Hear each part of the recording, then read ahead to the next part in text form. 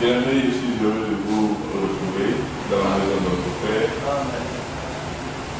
Comme à l'accoutumée, nous ne sommes pas trop surpris de voir que vos bien-aimés sont en ce moment dehors en train de préparer tout ce que vous savez. À la veille de chaque mariage, on constate l'environnement que vous voyez maintenant. Alors pour vous qui êtes là, bien-aimés, nous allons ensemble, tout ceci concourt, n'est-ce pas, à l'avancement de l'œuvre de Dieu, et tout ceci, c'est pour la gloire de Dieu. Alléluia. Alors, nous n'allons pas beaucoup prendre de temps, vous pouvez déjà vous commencer. Ces derniers temps, il a beaucoup plu. Et puis, depuis hier, depuis avant-hier, le temps a commencé à être document. Donc nous prions le Seigneur afin que la vie d'hier soit celle de demain. Amen. Pour que notre frère, n'est-ce pas, nous puissions l'accompagner dans sa joie. Comme la Bible le demande, si ton frère est dans la joie, sois aussi dans la joie. Amen. Et c'est toujours bon de ressentir cette chaleur-là quand tu vois ton frère et ton prochain en train de manifester un certain plaisir. Quand on accable bien sûr avec la parole de Dieu, alors toi aussi tu te greffes à lui et puis bon, ensemble, vous vous amusez, vous faites tout ce qu'il y a un moment de beau, et tout ça le Seigneur est content. C'est pourquoi demain nous aussi nous allons nous réjouir avec nos bien-aimés, parce que eux aussi, ils seront dans la situation où nous-mêmes nous sommes déjà. Voilà, mon bien-aimé frère Amel, mon frère Philippe Moïta et beaucoup de frères également sont là. Alors, hier, pendant que le soleil est en train d'illuminer notre ville,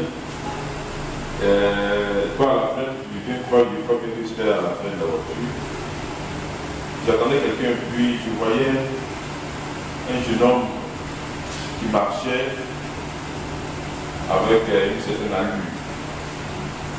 Alors il était dans son jean, avec un t-shirt. Et puis le jean, il avait fait taille basse, c'est-à-dire où on voit une partie de son caleçon.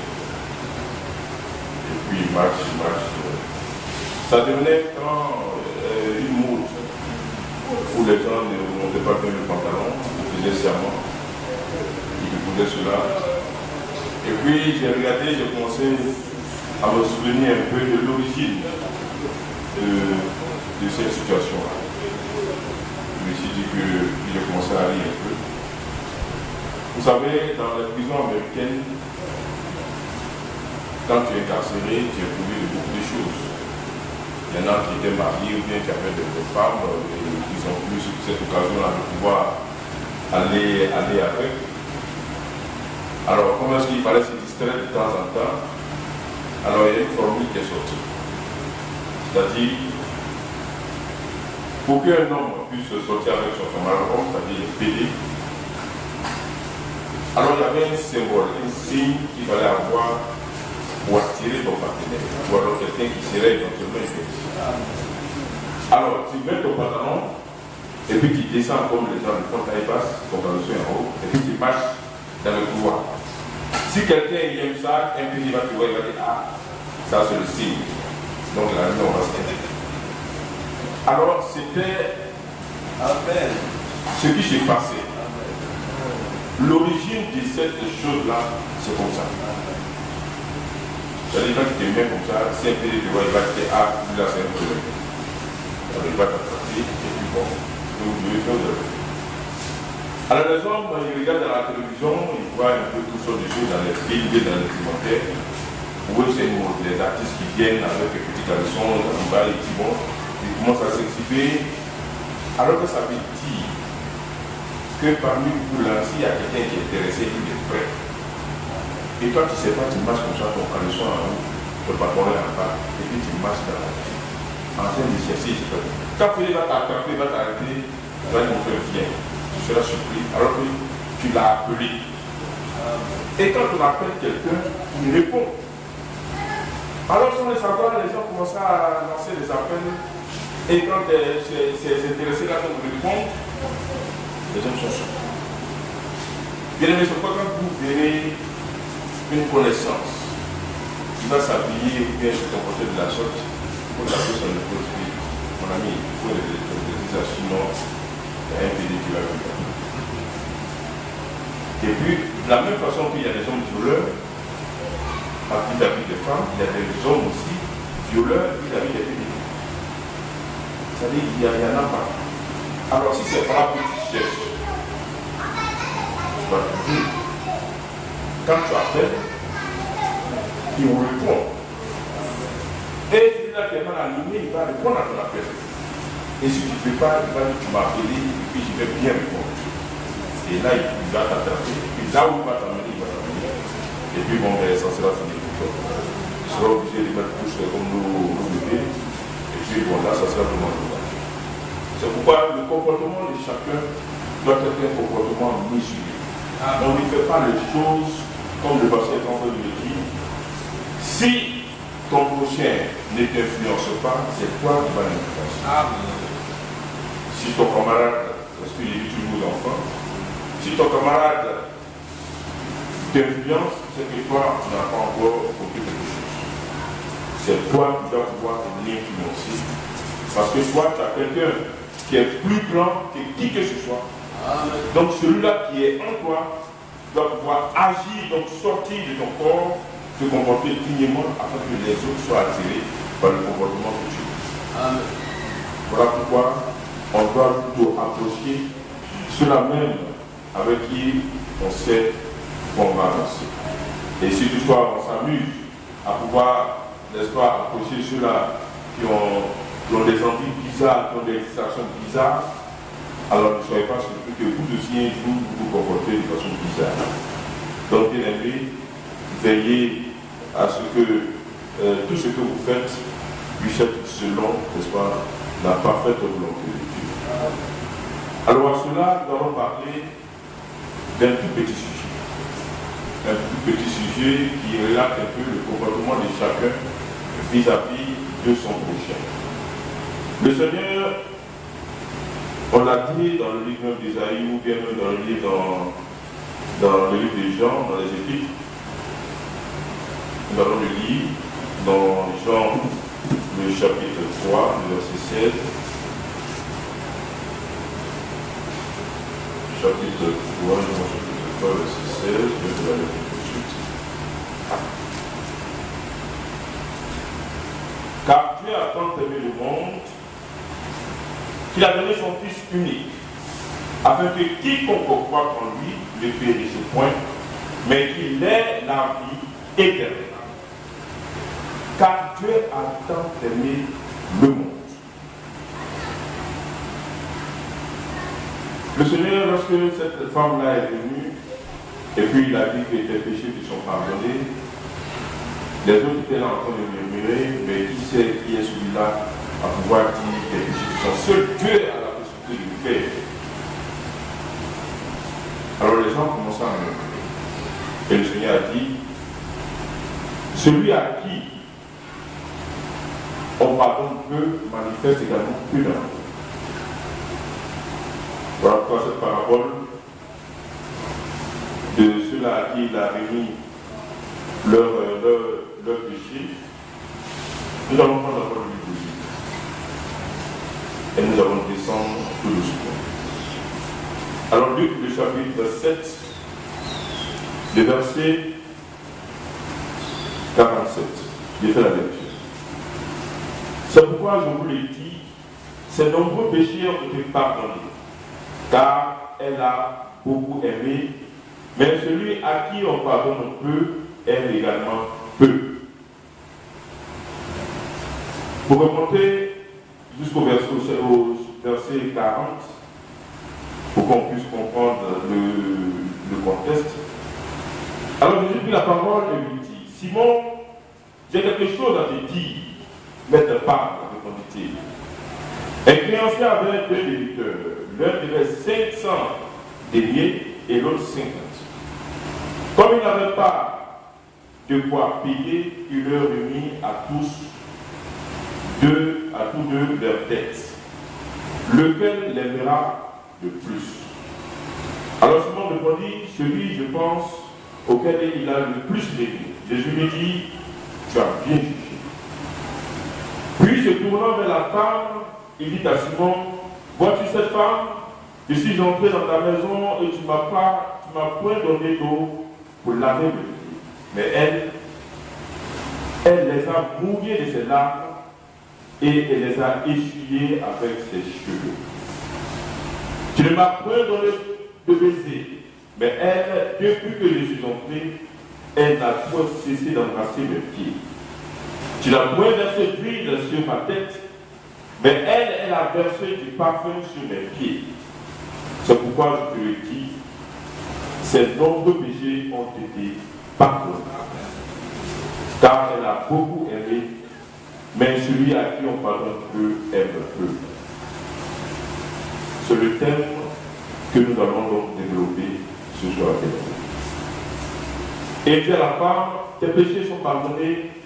Ceux qui étaient à table avec lui se mirent à dire en eux-mêmes, qui est celui-là qui pardonne même les péchés. Mais Jésus dit à la femme, ta foi t'a sauvé, va en paix.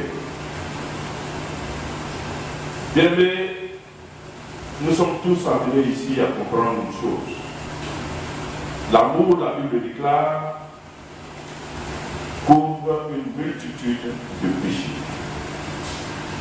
Celui-là même qui manifeste cette attitude-là, ce que le Seigneur même a lui-même à notre tour. Il a dit qu'il a tant aimé le monde, au point de donner jusqu'à son Fils. Le sang qui a été versé, voici une démonstration d'amour pour toi et pour moi. Alors, qui est donc capable de pouvoir aimer son frère au point de verser son sang afin que le péché de ce dernier-là soit entièrement effacé? Personne ne fut guéri. Seul le Fils qui fut capable. Lui-même qui a été conçu sans péché, et c'est lui qui devait venir et qui est arrivé et qui a versé son sang. Voilà pas le sang qui est en ce moment valable pour chacun de nous aussi. Dieu te dit, quel que soit le péché que tu as, quel que soit le péché que tu as,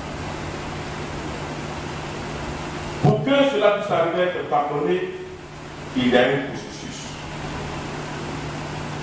Pour qu'à ton tour, le fait d'aimer ton prochain, le fait d'aimer ton frère, ta soeur et même ton ennemi, Dieu te dit que cet acte-là, cette habitude que tu vas avoir, va couvrir beaucoup de nombreux péchés. Nous allons prendre le livre de 1 Jean, le chapitre 1, le verset 9. 1 Jean, chapitre 1, verset 9.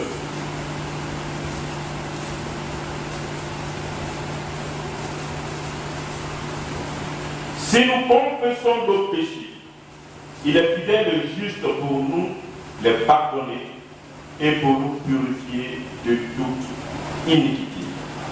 Si nous disons que nous n'avons pas péché, nous le faisons menteur et sa parole n'est point en nous.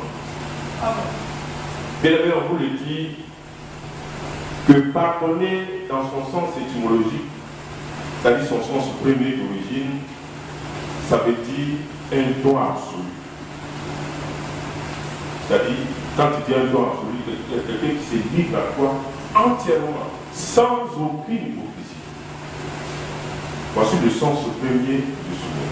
C'est pourquoi il dit, si nous confessons nos péchés, il est fidèle et juste pour nous les pardonner et pour nous purifier de toute iniquité. Pardonner, ça veut dire se donner totalement. Voilà pourquoi, sans effusion de sang, si le Seigneur n'avait pas tant aimé le monde, il n'y aurait pas de pardon de péché. C'est parce que l'amour a été manifesté et que chacun de nous peut être pardonné. Vous comprenez bien? Quand tu manifestes l'amour, alors le pardon devient possible. Si tu ne manifestes pas donc l'amour, eh bien sache que tu ne seras pas également pardonné. J'ai aimé l'amour pour une multitude de péchés. Celui qui ne veut pas haïr son frère alors qu'il se contente de l'aimer et de l'aimer réellement, sans fausse semblance, ou alors de dire que bon, je n'ai rien contre lui. Ne rien avoir contre quelqu'un, c'est pas ça, c'est encore peu. Quand le Seigneur te dit que toutes choses sont devenues nouvelles pour toi. Lorsqu'il t'a pardonné, ça dit qu'il ne s'en souvient même plus. Amen. Et tu deviens pour lui quelqu'un de nouveau. Si on te dit tu as fait ça, il dit, mais depuis quand il a fait ça, il ne va même pas se rappeler un seul instant ce que tu as fait dans les temps anciens. Alors, si chacun de nous aussi arrive à développer cette capacité-là, ces attitudes-là, alors en ce moment-là, il aura atteint le but. Le pardon réel sera donc manifesté dans sa vie, et donc l'amour réel est en train d'être dans sa vie également. Bien-aimé, sans effusion de sang, il n'y a pas de pardon de péché. Les gens ont tendance à pouvoir parler de la haine. Haine aussi, ça veut dire impossibilité également de pardonner. Si tu as une quelconque haine dans ton cœur, vis-à-vis d'un quelconque comportement de ton frère ou alors de ta soeur, et que cela commence à te créer des problèmes, et puis ça c'est sûr, quand tu n'es pas quelqu'un, toi-même, ça veut dire que ça ne va pas chez toi. Donc tu as un problème. Et ce problème-là, tant que tu ne l'as pas ôté, et ôter ce problème-là, c'est tout simplement manifester de l'amour vis-à-vis de ton prochain. C'est en ce moment que toi aussi tu seras guéri. Étant bien content, tu pourras donc aider ton frère et ta soeur. Donc sachez que ce genre de comportement constitue beaucoup de blocages dans nos vies. On se demande même qu'est-ce qui se passe et puis je n'avance pas. Qu'est-ce qui se passe et puis telle chose ne prospère pas. Qu'est-ce qui se passe et puis ma spiritualité est carrément suspendue. Bien-aimé, en entrant en toi-même, en définissant chaque action que tu as vis-à-vis de ton frère et même vis-à-vis de toi-même, en ce moment tu vas détecter que c'est parce que tu as en toi non pas de l'amour mais un semblant d'amour. Et lorsque cela sera ôté, en ce moment-là c'est ce que va faire que les choses vont rouler. Voilà pourquoi le Seigneur dit, si nous confessons nos péchés, il est juste et fidèle pour nous les pardonner et pour nous purifier de toute iniquité. Alors pour approfondir cela, nous allons entrer dans Proverbe, le chapitre 28. Proverbe, le chapitre 28. Mais il faut avoir cette capacité-là, sinon, bien aimé, ça sera fini pour nous. Proverbe 28, le verset 13, vous faites la lecture. Celui qui cache ses transgressions ne prospère point. Mais celui qui les avoue et les délaisse obtient miséricorde. Amen. Tout à l'heure, dans le livre de 1 Jean, vous faites le gouvernement, comme nous faisons ça là-bas, c'est le deuxième mesure, pour voir. Avec la permission du pasteur, vous pouvez passer avec nous. Alléluia. Le pasteur Hugo va nous faire la lecture du 1 Jean, le chapitre 1, le verset 9. Et puis nous allons donc continuer avec le Proverbe 28. 1 Jean 1, le verset 9. Le Seigneur, je fais la lecture. Si nous confessons nos péchés, il est fidèle et juste pour nous les pardonner et pour nous purifier de toute iniquité. Amen. Si nous confessons nos péchés, le Seigneur dit, si tu confesses, dis Seigneur, en vérité, c'est vrai, j'ai mal agi. Ça, je le connais. On ne peut même pas discuter de cela, j'ai vraiment mal agi. Alors le Seigneur dira, comme il l'a dit ici, c'est comme j'ai dit dans ma parole. Donc je ne peux pas me dire ce que j'ai dit, c'est ce que je vais faire. Cependant, celui qui cache cette transgression, non seulement il ne va pas prospérer, donc ça va constituer un blocage dans sa vie, mais celui qui les avoue, comme 1 Jean le dit, et les délaisse obtient miséricorde. Amen. Bien-aimé, est-ce qu'on a bien entendu? Amen. Tu as péché. Dieu dit que si tu caches ça, tu ne vas pas prospérer. Et cela à tous les niveaux de la vie. Cependant, si tu vas vers et que tu dis, Père, pardonne-moi car j'ai péché. J'ai cherché la femme de mon camarade. J'ai volé la sauce, la viande, le plus gros morceau. Alors que c'était réservé à toi, je me suis caché, j'ai mangé. J'ai volé l'argent de quelqu'un. J'ai fait ceci, j'ai fait cela. J'ai insulté le frère. J'ai mal regardé la soeur. J'ai critiqué le frère. J'ai mal regardé le serviteur de Dieu à Djouri. Je l'ai insulté pendant que j'étais à la maison avec mon mari. Lorsque tu confesseras cela et que tu abandonneras cela, alors le Seigneur dira que ok.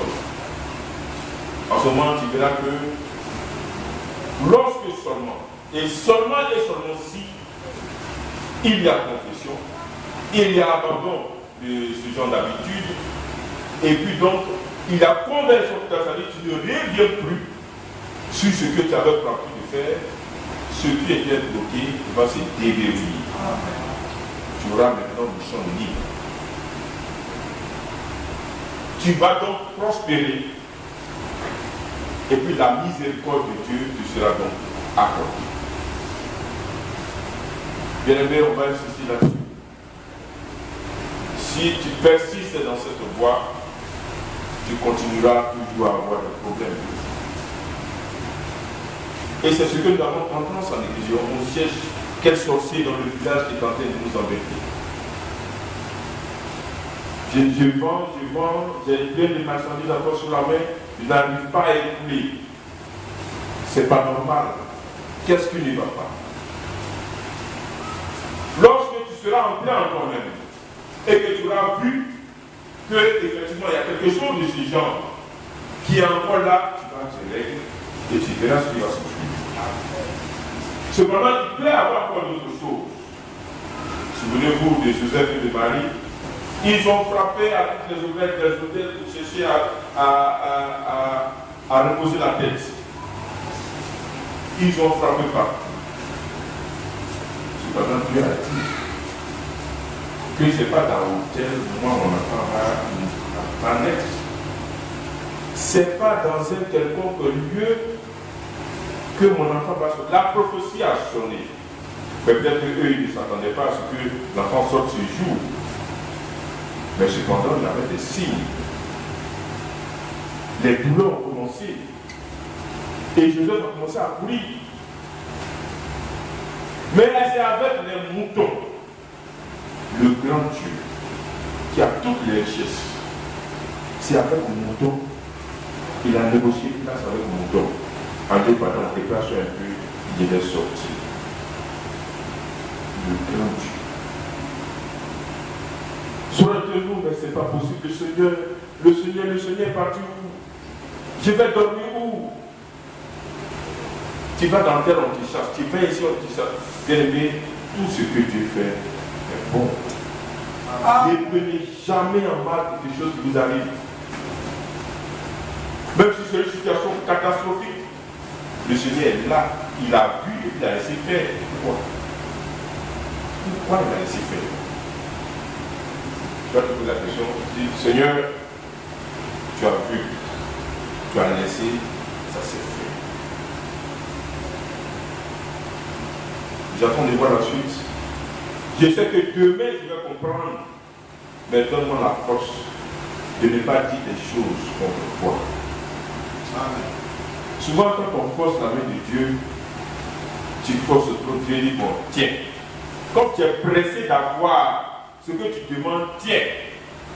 Et quand tu t'y prends, après maintenant, tu es désolé. La désolation. Quand le temps de Dieu n'est pas encore arrivé, bien-aimé, assieds-toi tranquillement. Attends patiemment. Un jour, elle va s'accomplir. Mais si tu es plus pressé que Dieu, il va dire, bon, prends. Et puis quand tu vas prier, tu vas bien crier.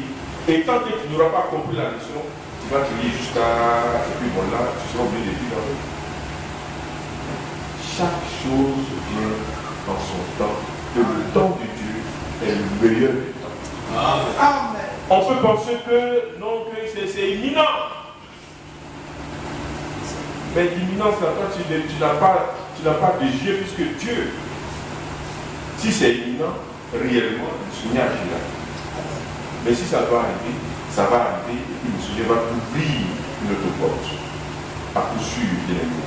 À coup sûr. Le psaume 32.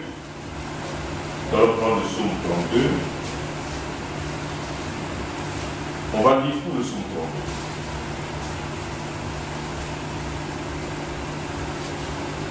Il a aimé le Seigneur faire les grandes choses dans notre vie. Il faut lui être reconnaissant. Il faut vraiment être reconnaissant. Je le vois pour la suite, on le voit. Bien aimé Jésus. Psaume de David, cantique. Heureux celui à qui la transgression est remise, à qui le péché est pardonné. Heureux l'homme à qui l'Éternel n'impute pas l'iniquité, et dans l'esprit duquel il n'y a point de fraude. Tant que je me suis tu, mes os se consumaient. Tant que je cachais mes péchés, mes os se consumaient. Tant que je ne disais pas ce que j'avais fait à mon frère, mes affaires ne prospéraient pas. Tant que je ne disais pas à haute voix, Seigneur, ou alors mon frère, voici ce que j'ai fait, Dieu dit. Mes os se consumaient. Mes os se consumaient. Je gémissais toute la journée, car nuit et jour, ta main s'appesantissait sur moi. Ma vigueur n'était plus que sécheresse comme celle de l'été. Je t'ai fait connaître mon péché, je n'ai pas caché mon iniquité. J'ai dit, j'avouerai mes transgressions à l'Éternel, et tu as effacé la peine de mon péché. Bien aimé, comprenez ça. Voilà pourquoi nous devons nous hâter. Dès que ça se produit, dès que nous allons vers et que nous dire, frère, ou alors père, pardonne-moi car j'ai péché. Le fils prodigue est venu. Il a dit que mon papa est un peu. Moi, il va prendre pour moi, puis il va aller manger. Les camarades sont là, on va aller dans les boîtes de nuit, on ira dans les plages, on va acheter de grosses voitures, on va faire le boucan, patati, et ainsi patata. Alors, l'argent est fini. Même il partait même de négocier, de manger, même il faut continuer. Et pour continuer, vous pouvez peut-être le regarder méchamment pour lui dire pourquoi tu viens négocier pour moi. Il avait même l'appétit de ce que continue manger. L'argent était dilapidé. Et il s'est assis sans seulement qu'il commence à devenir intelligent du coup. Même les esclaves de mon père, les serviteurs de mon père, quand je le vois même, il me souvient, c'est-à-dire qu'ils doivent manger même, ils n'arrivent même pas à voir ici. Si je retourne, il est pas vraiment une folie m'a pris un coup. Si tu es venu dire à ton frère qu'il est péché, il vous dit, il vaut mieux avoir un autre maintenant. Tu viens quel que soit, même si tu es parti avec chien, tu as couché avec chien, tu viens, tu dis, il faut que, ici là, tu les préfères d'abord, les gens ont regardez, regarde les hommes là, ça trompe, hein? Si tu ne fais pas attention, ça va t'amener, tu vas louper dans les mains. Ils n'ont pas te regarder, frère là, là, ils vont faire tout ça dans le mur. Même dans l'arrivée à la maison, aussi, hein. C'est-à-dire avant de dormir, ils vont faire d'abord un petit commentaire sur ce que tu as dit. Ils vont commenter. Bien aimé, ils ne vont pas commenter bien. Plus tu commentes, plus Dieu te bénit. C'est ce que les gens ne savent pas. Plus ils vont parler de toi, plus le Seigneur va déverser toutes sortes de choses sur toi. Et de bonnes choses. Ils vont parler de toi, frère. Oh là là là là là. Mais en plus, c'est un serviteur de Dieu, il a fait ça, il a fait ceci, il a fait cela. Ils vont parler jusqu'à. Ils vont parler de la tabac. Et plus tu parles, plus Dieu t'attire la gloire de Dieu sur toi et sur ta maison. Et de deux, celui-là même sur qui tu es en train de parler, c'est seulement que Dieu va le placer même à un certain niveau plus haut. Et quand tu vas le regarder, quand c'est en haut, tu vas le regarder. Eh frère, ça va? Parce que maintenant, tu l'auras béni. Eh frère, vraiment, tu vas commencer à bénir les gens. Tu vas te souvenir de ce que tu es en train de dire en cachette, dans ta maison, sur ton lit, avec madame, sur le pot. Quand tout ça là, tu vas déverser toutes sortes de critiques ou alors de paroles. Mais qu'est-ce qu'il a vu? Mais qu'est-ce qu'il a pris? Oh, vraiment, laissez-les vraiment bien aimer. C'est lui et son Dieu. Il n'y a pas quelqu'un ici qui a versé son sang pour son frère. De la même façon qu'il est tombé, c'est Dieu seul qui prend le bleu. Et si nous manifestons réellement cet amour qui dit te livrer totalement, un don absolu, on ira vers ce frère ou de sa soeur et dire, frère, c'est vrai qu'il y a eu une gaffe, mais prends courage. Il faut que tu te relèves, prends courage. Quand tu as fini de dire ça, tu ne peux pas aller attraper un frère, comme ça, au copain. Tu te tiens et puis tu pries. Sinon, quand tu le vois, tu dis, hey, frère, prends courage. Et puis après, tu te retrouves quelque part avec quelqu'un. Et puis tu commences à parler autrement. Ça devient pour toi une malédiction. Sachons nous comporter vis-à-vis de notre frère. Nous poursuivons. Le verset 5. Je t'ai fait connaître mon péché, je n'ai pas caché mon iniquité. J'ai dit, j'avouerai mes transgressions à l'Éternel, et tu as effacé la peine de mon péché. Qu'ainsi tout homme pieux te prie au temps convenable. Sur de grandes eaux débordent, elles ne t'attesteront nullement. Tu es l'indigne pour moi, tu me garantis de la détresse. Tu m'entoures de chants de délivrance. Je t'instruirai et je te montrerai la voie que tu dois suivre. Je te conseillerai, je le regard sur toi. Ne sois pas comme un cheval ou un mulet sans intelligence. On les brille avec un frein et un meurtre dont on les part afin qu'ils ne s'approchent point de toi. Beaucoup de douleurs sont la part du méchant, mais celui qui se confie en l'Éternel est environné de sa grâce. Juste réjouissez-vous en l'Éternel et soyez dans l'allégresse. Poussez les cris de joie, vous tous ceux qui êtes droits de cœur. Bien-aimé, le verset 6 dit, sur de grandes eaux du bord, elles ne t'atteindront nullement. Parce que la main de Dieu sera dans chez toi. Bien-aimé, il est bon d'avouer des dires. Il est bon d'avoir honte ici-bas sur la terre des hommes. Parce que pendant que nous vivons, pendant que nous avons l'oxygène de Dieu, ça veut dire que c'est la grâce de Dieu qui se manifeste. C'est le sang qui est encore capable de pouvoir faire son effet. Donc il faut que chacun de nous puisse se ressaisir. Nous allons prendre Matthieu, le chapitre 6.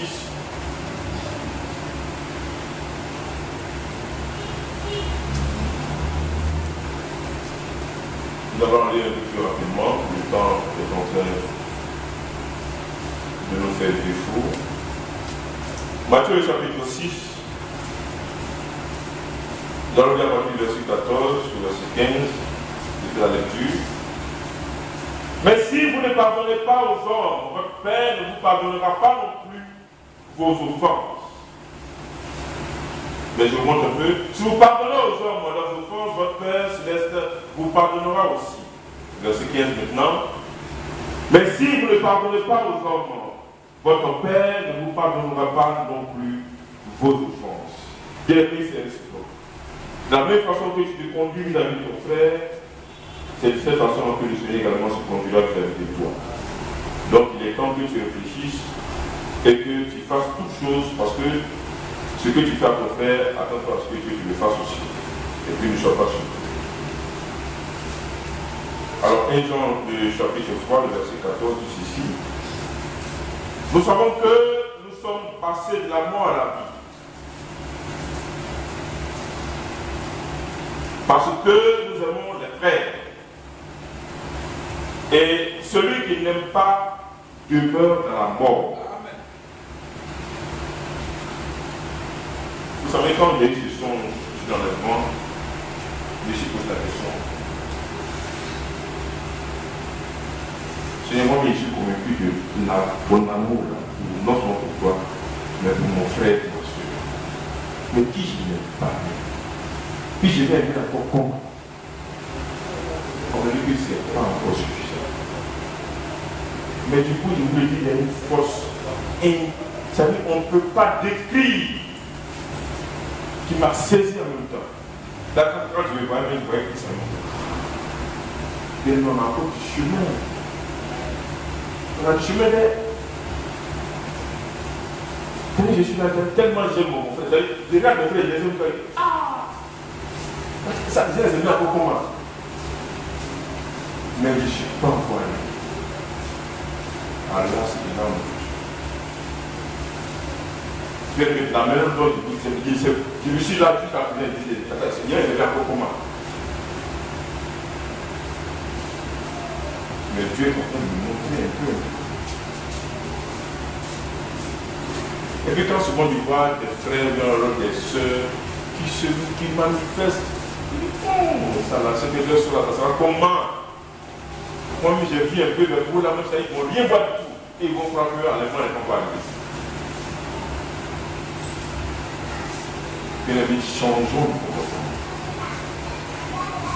Colossiens, le chapitre 3, verset 13.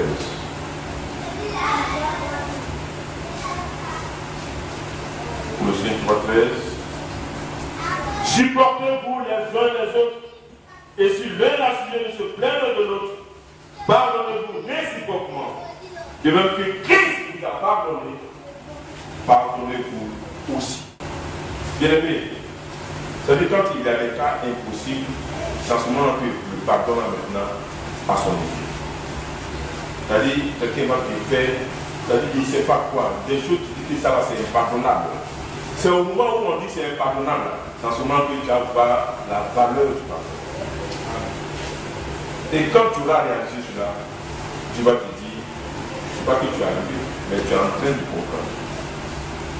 C'est qu'on a du chemin. Vous pensez tout savoir, mais la vie spirituelle est toute autre chose. On a bien aimé du chemin. Nous allons poursuivre. Dans 1 Corinthiens, le chapitre 13. 1 Corinthiens 13, le verset 7, qui fait la lecture. On va remonter un peu. Parlons toujours de l'amour. Voilà, comme on a passé du temps. L'amour excuse tout, il croit tout, espère tout, il supporte tout. L'amour ne périt jamais, les prophéties seront abolies, les langues ne cesseront, la connaissance sera abolie, mais bien aimé, je vous le dis, l'amour demeurera éternellement. Parce que l'amour là-bas, c'est ce qui va suivre. C'est ce que le Seigneur nous dit de commencer là. Le véritable, on va la vivre. On va vivre cela, bien aimé. Et celui-là qui ne sera pas encore prêt, là-bas on n'apprend pas. C'est-à-dire on continue en même temps. Donc il faut que tu apprennes dès maintenant. Ok, Timothée chapitre 2, 2 Timothée 2.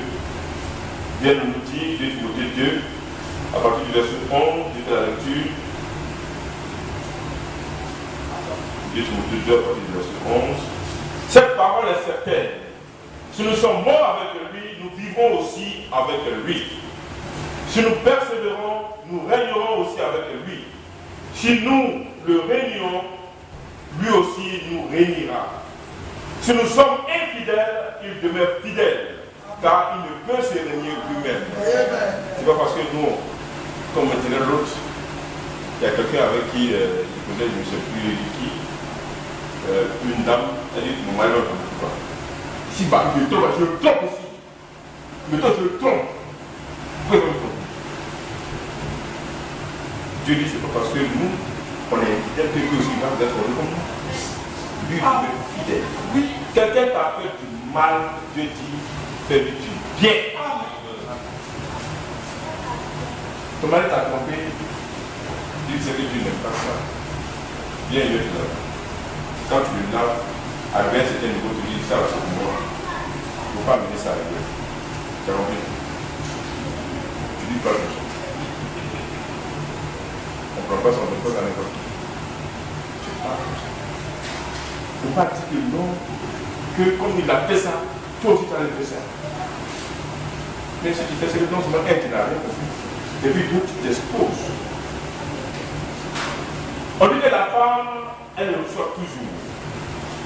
Ce que les femmes ignorent, quand un homme va avec une femme, c'est-à-dire elle reçoit de l'homme sa semence. La semence de l'homme, c'est du sang. Si vous ne savez pas, c'est du sang. Donc le sang se propage dans tout votre corps.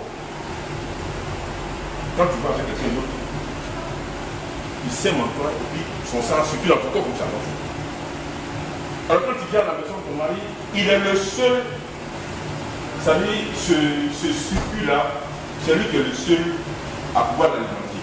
Et puis toi, carrément, tu t'as déjà alimenter par quelqu'un d'autre. Un sang étranger viendra se promener dans ton corps. Vous voyez comment c'est dégueulasse. C'est très dégueulasse. Nous poursuivons rapidement, bien aimé. Nous étions au verset 11, 12, 13. Si nous sommes infidèles, il demeure fidèle car il ne peut se régner lui-même. Rappelle ces choses en conjurant devant Dieu qu'on évite la dispute de mots qui ne servent qu'à la ruine de ceux qui écoutent. Et efforce-toi de te présenter devant Dieu comme un homme éprouvé, un ouvrier qui n'a point à rougir, qui dispense droitement la parole de la vérité. Évite les discours vains et profanes, car ceux qui les tiennent avanceront toujours dans l'impiété et les paroles rongera comme la gangrène. De ce nom sont Hyménée et Philette. Ils sont détournés de la vérité, disant que la résurrection est déjà arrivée et qui renverse la foi de quelques-uns. Comme le prêchait l'autre fois le pasteur, le prophète Lacour. Alors beaucoup de choses se passent. Mais il faudrait que chacun de nous soit concentré et du merci. On va le montrer très rapidement. Très rapidement. Nous avons pratiquement fini. Dans Isaïe, le chapitre 55 du verset 6. Voilà, bien aimé qui suit. Cherchez l'Éternel pendant qu'il se trouve. Pendant que nous avons encore son souffle.